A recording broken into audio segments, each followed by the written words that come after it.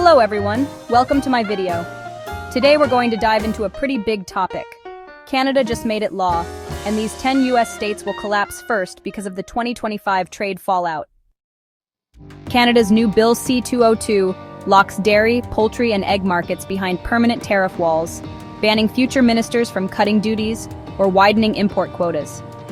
The move honestly delights supply-managed farmers in Quebec and Ontario, but it turns what was a low-grade dispute with Washington into a headline-grabbing 2025 trade war aimed squarely at America's breakfast table. Pain will arrive first in 10 export-heavy states: Wisconsin's cheese vats, Minnesota's turkey barns, Iowa's egg mega-farms, Michigan's milk cooperatives, and Indiana's broiler integrators now face instant oversupply. Pennsylvania and Ohio, already fighting razor-thin margins, could shed thousands of rural jobs. New York's specialty yogurt plants, Vermont's artisan cheesemakers, and North Carolina's vast poultry corridor also rely on Canadian demand to keep lines humming and payrolls met. Without that lifeline, farm gate prices plunge, herds are culled, and mid-sized family businesses with heavy debt loads risk bankruptcy within months. Shock waves then spread outward. Feed mills idle, equipment dealers shutter, veterinarians relocate, and trucking firms park rigs. Community banks could see loan defaults spike just as harvest financing peaks. Canada is the #1 foreign customer for goods from more than 30 US states, so a dairy and poultry blockade will ripple through packaging, cold storage, and port logistics far beyond the Farm Belt.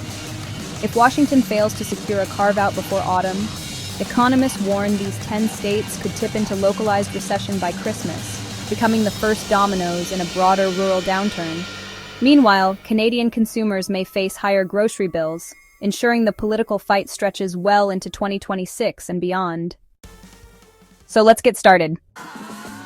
Number 10, California. California wears the milk crown of America. Rolling green fields in the Central Valley pump out more dairy than any other state. Ice cream plants run night shifts. Dry milk powder rides trains to faraway ports. For years, whenever California made too much, Canada solved the problem by buying the surplus. Bill C-202 has slammed that northern gate shut. Now the extra milk has nowhere to go. Silver storage tanks groan as they fill beyond normal limits. Some farmers pull the handle and let perfect milk spill onto dusty ground, a painful waste. Feed prices stay stubbornly high because corn and alfalfa still need water and diesel. That means family dairies fight a money squeeze from two sides at once. Workers in Tulare County watch rumor boards predicting layoffs at the huge cheese factories along Highway 99. Truckers who hauled milk to the border now sit parked, earning nothing. Retail shoppers might smile at cheaper dairy for a moment, yet small towns feel the hidden cost. If California's pillar cracks, it could send tremors through the national milk price, pulling other states lower with it. The big question whispers in coffee shops from Modesto to Visalia. If the leader trips, who stumbles next? Number 9, Wisconsin. Picture miles of red barns, neat fences, and green grass. That is Wisconsin, nicknamed America's Dairyland. Cheese factories here craft world-famous cheddar blocks and squeaky curds that tourists crave. All that cheese begins with rivers of milk, and spare milk often flowed north to Canada. Now, cold storage buildings in Green Bay stand so full that forklifts can barely turn. Co-ops call farmers and cut their pickup schedule in half. Checks shrink, but bills stay large. Robotic milking stalls, once a proud upgrade, still need loan payments each month. Local banks worry about defaults. Milk haulers burn diesel to move half-empty trailers. If a multi-generational farm shuts its doors, the nearby diner loses morning regulars, the school sees fewer students, and the feed mill loses bulk customers. Wisconsin folk pride themselves on bouncing back, yet many ask a hard question. Can the dairy state find new paths in time, or does it risk drifting into slow decline? Number 8, Idaho. Idaho often hides in the shadow of bigger neighbors, but not in milk production. Over the last decade, brand new mega dairies popped up along the Snake River Plain. Parlors the size of airplane hangars milk thousands of cows each day. Most of that milk is dried into powder, packed into white bags, and shipped abroad. Canada was the single largest buyer of those bags. Bill C-202 swept that customer off the map overnight. Now powder silos overflow like sand castles after high tide. Some co-ops whisper about dumping raw milk before bacteria set in. Margins that once paid for shiny feed mixers, irrigation pivots, and imported genetics have melted to pennies. Diesel mechanics, feed suppliers, and even tiny roadside cafes around Jerome and Twin Falls feel the slowdown. Will Idaho shift its sights to Southeast Asia fast enough? Or are we staring at a slow-motion crack in the gem state's newest source of wealth? Number 7. New York. New York's dairy story began before the Civil War. Today its farms stretch from the rolling hills near Binghamton to the wide plains of the North Country. The state became famous for creamy Greek-style yogurt and award-winning artisan cheese. Production climbed sharply in early 2025. Bad timing. Bill C-202 closed the gate just as storage rooms were filling. Processors now phone farmers and say, "Please slow down." Telling a dairy farmer to make less milk is like telling a river to flow backward.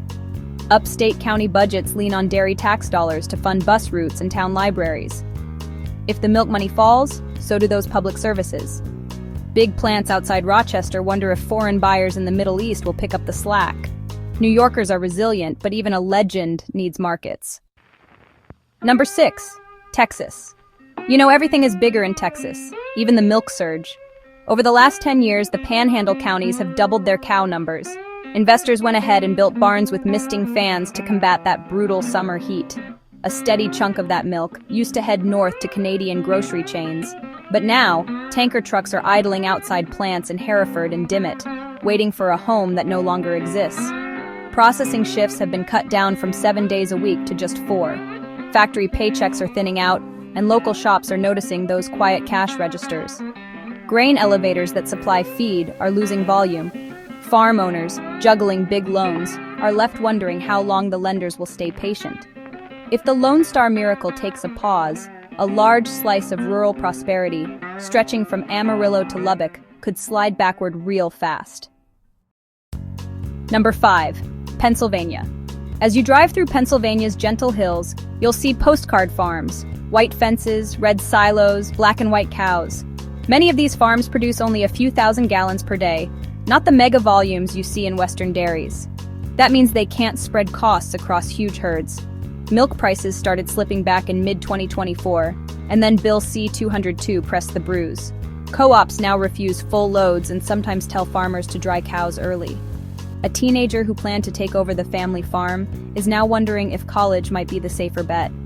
Seed dealers are waiting longer for payments, and veterinarians are doing fewer rounds. When the dairy heartbeat slows, the whole local economy skips a beat. The big question is, can Pennsylvania's pastoral backbone bend without breaking? Number 4. Michigan. Michigan dairy farmers, well, they really pride themselves on precision. They're using data apps, smart collars, and climate-controlled barns. Output per cow ranks among the best in the country, but efficiency doesn't stop a locked border. Specialty cheeses that were bound for Canadian deli counters now just sit in dark coolers near Grand Rapids. Each extra day inside a cooler chips away at profit because, electricity and rent never sleep. Fewer loads mean fewer miles for truckers, fewer repairs for mechanics, and fewer after-school jobs at gas stations. Even Detroit's budding ag tech firms are starting to worry. If farm cash dries up, who's going to buy their smart sensors and feeding robots? The question echoing from Lansing to Marquette is simple. Does elite efficiency buffer the storm, or do even the strongest paddlers get swept away when the river dam closes? Number 3. North Carolina. Now let's shift your focus from milk to feathers. North Carolina is a poultry powerhouse. Chicken houses stretch in neat rows from the sandy soils of the coastal plain to the foothills of the Appalachians. Every day, new flocks of broilers are ready for processing. Canada once absorbed tons of wings, thighs, and liquid egg.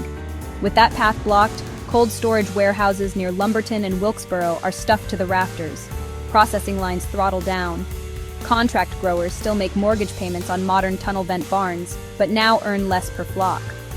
County budgets leaning on poultry property tax rethink road repairs and bus routes. Hatcheries, feed mills, and propane suppliers feel the chill.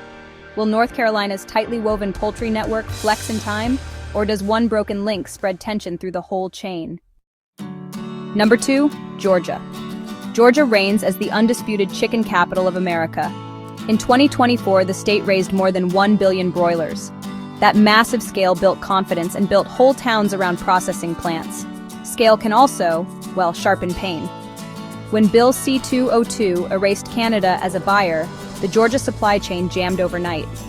Freezers in Gainesville and Dalton filled to capacity. Smaller integrators shut doors, leaving contract growers with birds, bills, and no pickup truck at the dock. Fuel stations, barber shops, and pizza joints noticed fewer customers by the second week. Loans on automatic feeders, litter sheds, and extra acreage do not disappear just because buyers vanish. Is Georgia's poultry empire too big to fail, or exactly the right size to break under its own weight? Number 1. Alabama. Welcome to Ground Zero. Alabama processed 900 million broilers last year. Bill C-202 closed the exit valve, and prices plunged below break-even within weeks. Plants in Cullman and Enterprise trimmed work weeks. Thousands of hourly shifts vanished. Farmers who doubled flock size in 2022 now stand neck-deep in debt and feathers. Feed costs climb. Electricity bills tick higher. Buyers back out. School boards funded by poultry taxes warn of layoffs. When the backbone of a $40 billion state economy strains, every vertebra feels it. Will emergency aid land in time, or do we see a blueprint for rural collapse? Thank you for being with us and watching the video. Be sure to like, comment, share the video, and subscribe to the channel. Subscribe to the channel and press the notification bell icon to get new video updates. Your support is invaluable to us. Thank you.